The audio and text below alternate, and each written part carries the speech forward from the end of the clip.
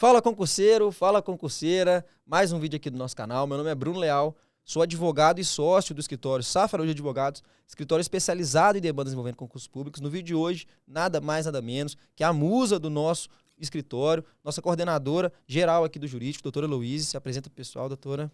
E aí, pessoal, tudo bem? Meu nome é Heloíse Winkler, sou coordenadora aqui do nosso jurídico. E no vídeo de hoje nós vamos falar sobre dois concursos, Polícia Militar do Pará e Corpo de Bombeiros Militar do Pará, especificamente da etapa médica. Então roda a vinheta, Maga.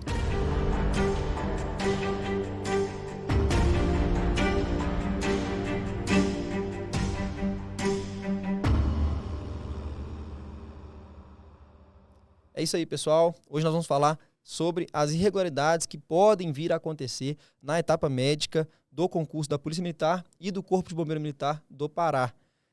A gente já finalizou em relação à Polícia Militar, os candidatos da Polícia Militar, a fase psicológica, né? Já houveram algumas irregularidades e tem muito candidato já buscando os seus direitos. Se você se sentiu injustiçado nessa etapa, temos vários vídeos aqui no nosso canal sobre esse tipo de situação, tá? Só no final desse vídeo aqui você procurar aqui nos vídeos relacionados que você vai encontrar com certeza. Mas no vídeo de hoje a gente vai falar especificamente sobre a etapa médica desse concurso, que o que a gente vê como principais, o que pode acontecer de errado, de irregularidade nessa etapa, e que os candidatos eles têm que ficar ligados, né, doutora, para que não sejam prejudicados, né? Como que foi dividida essa etapa no concurso, doutora? Exatamente. Nos dois concursos, a etapa médica ela foi dividida em duas partes. A primeira parte é o envio dos exames laboratoriais, os exames de imagem para a banca, para o Sebrasp. E a outra parte, a outra etapa, são as consultas individuais, onde você comparece no dia designado para a consulta mesmo com o médico ali da instituição. Médica, né? Exatamente. E aí, o que é importante a gente observar? Está com prazo em aberto, inclusive, para o envio dos documentos. Esse prazo vai até o comecinho de maio, 9 de maio, se eu não me engano. Então, fique atento a esse prazo, às especificações. Esse prazo é para os candidatos da PM, não é isso? Exato, porque o do Corpo de Bombeiros ainda está na fase ali de recurso da etapa psicológica, mas vai seguir os mesmos trâmites. Então, já fiquem ligados de qualquer forma. Enviar os documentos. E aí, a primeira dica que a gente dá é: fique atento, todos os concursos que a gente precisa enviar laudos, exames, por meio ali do site da banca, por um sistema, a gente precisa atentar se todos os documentos estão anexados, se foi uplado tudo certinho, para você não ser prejudicado por um erro técnico, né? Um erro ali do computador que não salvou. Então, é uma etapa bastante sensível que uma coisinha boba pode te eliminar, né? De forma administrativa, né, doutor? Tem muita gente que negligencia isso, doutora, bem lembrado, tá? Pessoa ou junta de qualquer jeito, ou não se atenta ali se está cortando alguma parte importante do documento, se todos os anexos foram upados no sistema, né, se foram subidos ali na plataforma, né, no sistema disponibilizado pela banca. Então, não raras vezes a gente percebe, né, a gente se depara ali com situações em que o candidato ele acabou não enviando os exames conforme foi pedido pela banca, ou enviou num formato diferente, enfim. E aí acaba sendo prejudicado, não vai ter nem essa papelada analisada pela banca e aí já vai ser eliminado de imediato, né? Então, primeira dica, bastante importante, é se atentar a isso, né? Prazo para esse upload dos arquivos e principalmente formato e se está tudo incluso, não é isso? E lembrar de tirar print, a banca ela emite um comprovante ali de envio, mas tira print de você salvando todos os documentos, todos os exames certinho, se resguarde para não ter nenhum problema lá na frente. E uma dúvida, doutor, dos candidatos também nesta etapa, é porque o edital ali, ele traz vários itens que podem eliminar os candidatos. E são itens, assim, amplos, que não especificam o grau da lesão, o grau da doença, se foi algo que o candidato teve no passado, ou se foi uma cirurgia que ele realizou e que não tem mais sequelas. O edital traz ali de uma forma macro itens que podem eliminar ele, que podem o tornar, assim, supostamente incapazes de ocupar o cargo público e que muitas das vezes são mal interpretados pelos próprios candidatos que já chegam na etapa bastante nervosos, no dia da consulta individual já fica nervoso. Ai, meu amigo falou que excesso de creatina elimina. Ai, meu Deus, minha pressão vai ficar alterada porque eu tô nervoso e ele vai achar que eu tenho pressão alta e que eu tenho problema de pressão e vai me eliminar. Então, tem várias situações ali que, na forma com que é colocado no edital, o candidato já se assusta e já chega nervoso para a etapa.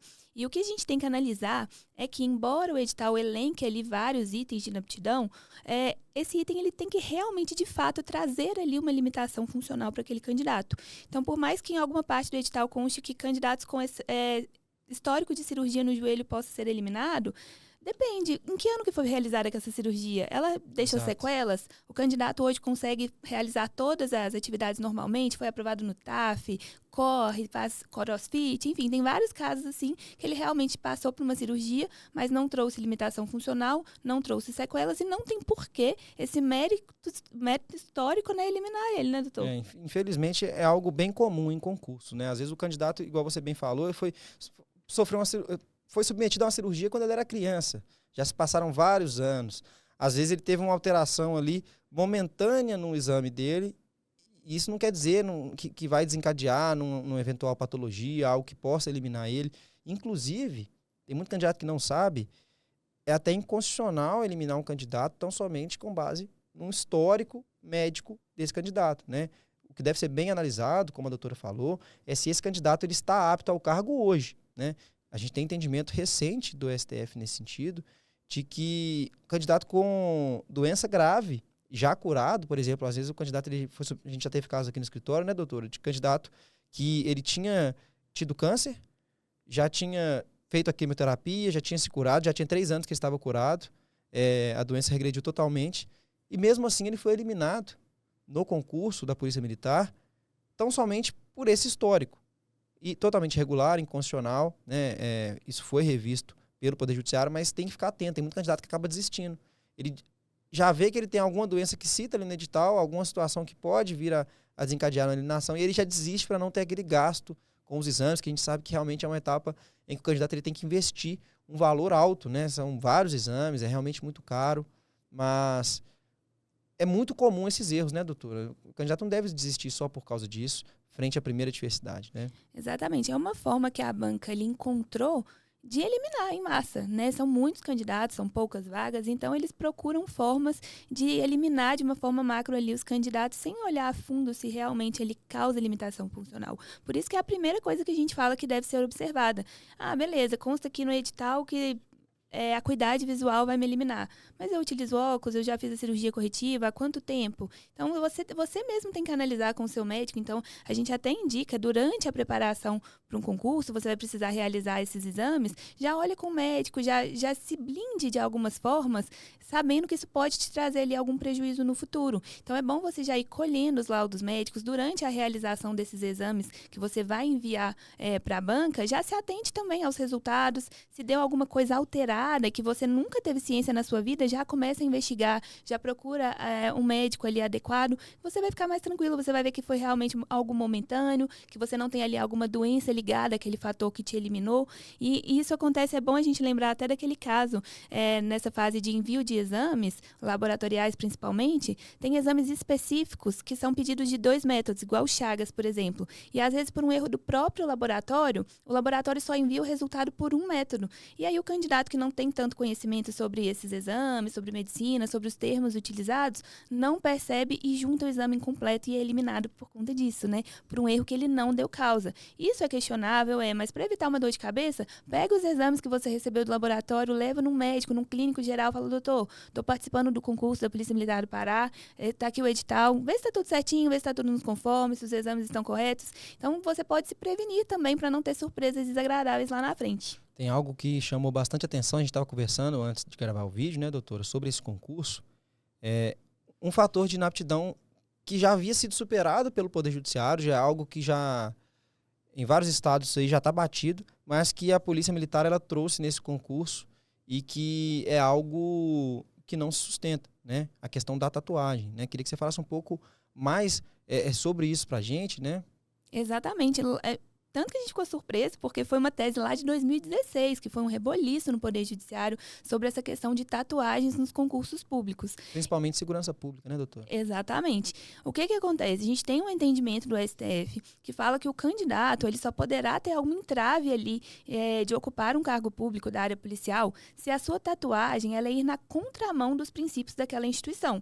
E a gente tem ali no edital da Polícia Militar do Pará e do Corpo de Bombeiros um item que fala que tatuagens que realmente vão na contramão dos valores da instituição, que fazem apologia a crime, que tenham ali um certo tipo de preconceito com crenças religiosas, raça, cor, enfim, o que o STF mesmo já previu, serão eliminados. Até aí tudo bem. tá de acordo com o entendimento do STF, é assim mesmo que deve proceder, né? Não tem por que você ter uma tatuagem que vai na contramão os princípios da Polícia Militar e querer ser um policial militar. Então, tampa a tatuagem.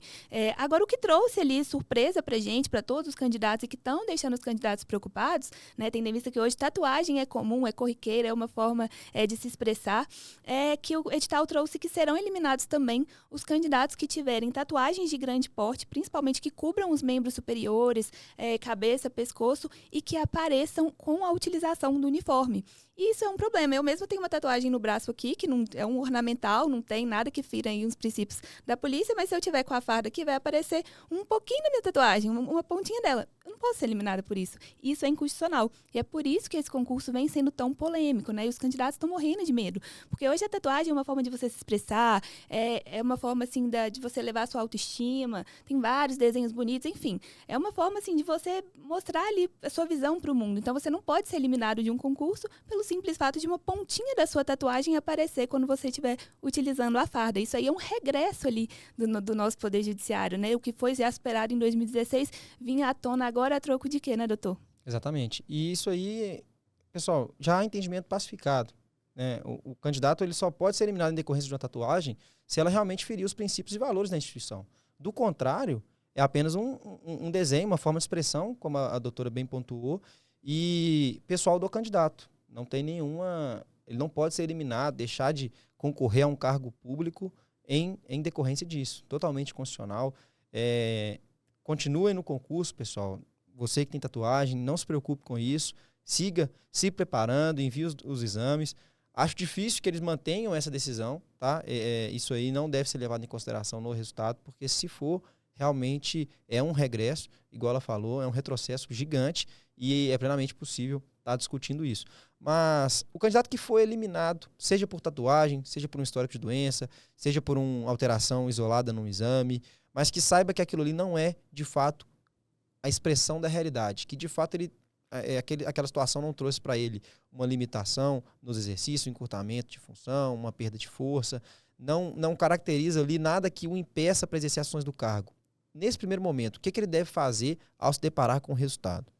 Então, pessoal, a etapa médica é uma etapa que a gente tem que correr contra o tempo, né? O prazo para recurso, ele costuma ser curto e é uma etapa que a gente precisa de diligências externas, né? A gente precisa procurar um médico ligado à especialidade que te eliminou. Então, a primeira coisa, o que te eliminou no concurso? Busque saber o motivo e, a partir daí, já busca um médico ligado à especialidade na hora, já marca uma consulta e já busque laudos, exames, enfim, considerações médicas que rebatem aquilo, que mostrem que, embora tenha apontado ali algum traço de algum item de inaptidão, isso não te traz limitação funcional, ou que foi algo assim transitório, ou que você estava utilizando um remédio, até remédio para gripe que você utiliza aí, que a gente utiliza corriqueiramente, sem receita médica, pode remédio para dor alteração de cabeça, altera nos exames.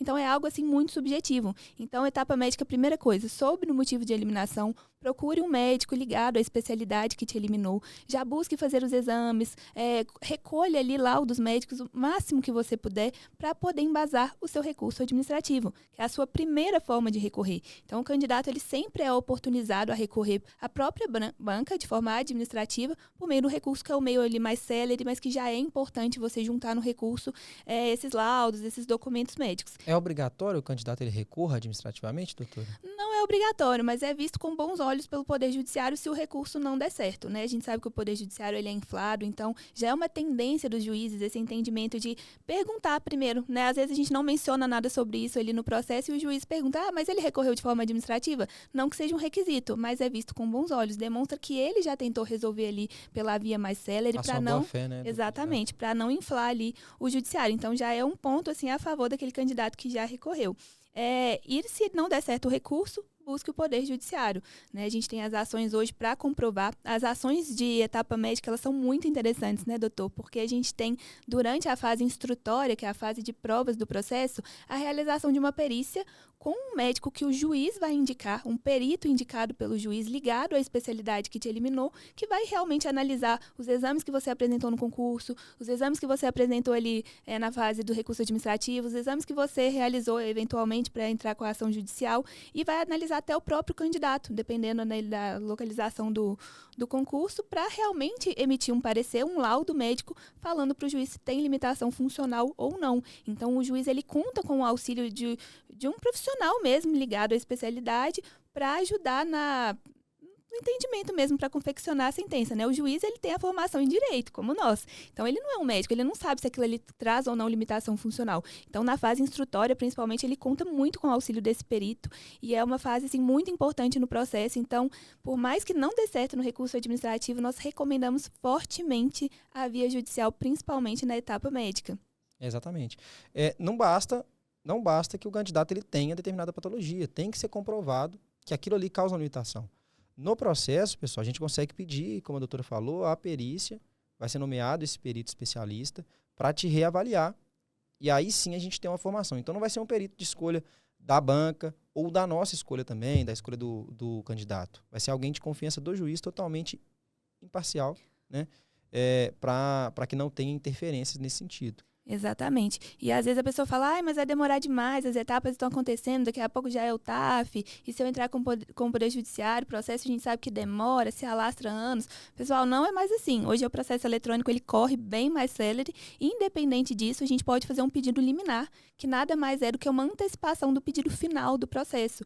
Então a gente demonstra ali para o juiz alguns requisitos e pede para que você seja autorizado a continuar realizando as próximas etapas do concurso, sem que você precise aguardar o término do processo. Então, essa decisão ela traz ali efeitos imediatos. E outra dúvida que a gente recebe bastante é, mas será que eu devo pedir liminar? Não devo? As pessoas falam que liminar cai, como é que funciona isso? Isso é uma decisão particular do candidato, né, doutor? Exato. Ele tem que fazer uma análise se já é alguém que tem um emprego fixo, com uma certa estabilidade, já é funcionário público, talvez não seja tão interessante, por se tratar de uma decisão precária que cabe recurso. Agora, se é uma pessoa que só está estudando para o concurso ou que já não tem um emprego tão interessante assim, tão legal, aí vale a pena arriscar com tudo. Porque essa pessoa que não tem um trabalho fixo, ela pode voltar para o concurso, realizar as demais etapas e já entrar em exercício, começar a receber, inclusive.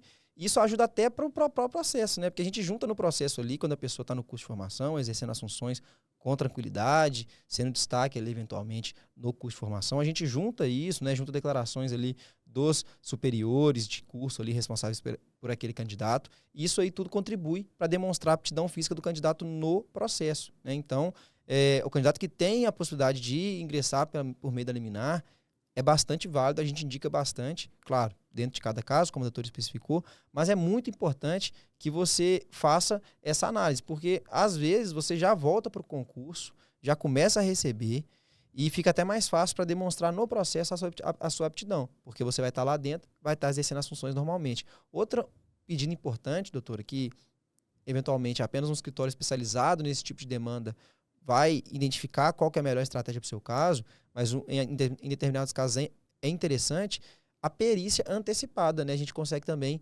fazer esse pedido para tentar acelerar o processo, para que a gente não tenha, não perca tanto tempo assim para ter um deslinde do feito, né? Às vezes o candidato ele não quer retornar para o concurso de imediato, porque ele às vezes é concursado, enfim, mas a gente pode tentar, no caso dele, para acelerar o processo, que essa perícia ela seja realizada de forma antecipada. Exato, no início do processo, porque normalmente ela vai acontecer ali após a contestação e a impugnação. Aí vai começar a fase de provas. Após a fase de defesa ali, pessoal. Vai começar a fase instrutória, onde a gente vai ter a perícia. E tem a oportunidade também de a gente pedir essa perícia antecipada logo no início do processo, para já demonstrar de cara para o juiz se aquele candidato tem alguma limitação funcional ou não. E essa parte da liminar é curiosa, é importante para demonstrar, igual o doutor falou, que às vezes é muito interessante para o candidato realizar o curso de formação e durante o processo ir comprovando atos. A gente tem um cliente aqui de Minas Gerais, da Polícia Militar, que ele foi reprovado na etapa médica por cirurgia no joelho lá de 2010, conseguiu eliminar, está realizando o curso de formação, que já está uns 40%, né, do curso já está quase na metade, e ele já realizou vários TAFs durante o curso de formação e foi destaque em todos. Então a gente pega os resultados... O famoso ranca, né? Exatamente. A gente pega os resultados desses TAFs que acontecem durante o curso de formação, junta no processo e fala, juiz, como que ele tem limitação funcional no joelho, se ele já está exercendo todas as funções de um policial militar, inclusive está sendo destaque em todos os TAFs que estão sendo realizados? É contraditório. Então, a gente tem muitos elementos bacanas para mostrar quando a pessoa já entrou com a liminar, já está realizando as funções, e aí a gente consegue colecionando ali declarações, documentos importantes que embasam ainda mais o nosso pedido. Bom, acho que é isso. A ideia, o intuito desse vídeo era preparar os candidatos sobre possíveis irregularidades que podem vir a ocorrer nessa etapa. E se você tiver alguma dúvida, os nossos contatos estão na descrição desse vídeo. Vai ser um prazer conversar com vocês. Aqui no nosso canal tem vários vídeos sobre concursos públicos, várias etapas, temas interessantes sobre essa temática do mundo dos concursos. E fica aí o convite para seguir o nosso escritório, curtir esse vídeo, compartilhar com um amigo. É isso, doutora? Exatamente, pessoal. Não se intimidem. A gente sabe que às vezes é melhor você se preparar, se precaver para não ter surpresas desagradáveis lá na frente. Então, ainda nessa etapa de envio de exames, mesmo que ainda não tenha acontecido, né, as consultas individuais, entre em contato conosco. Às vezes a gente pode te dar uma dica, te instruir de alguma forma para você blindar e não ser prejudicado de forma prévia, de forma administrativa, tá? Contem sempre conosco. É isso aí, pessoal. Até o próximo vídeo. Confia na SAF. Até a próxima.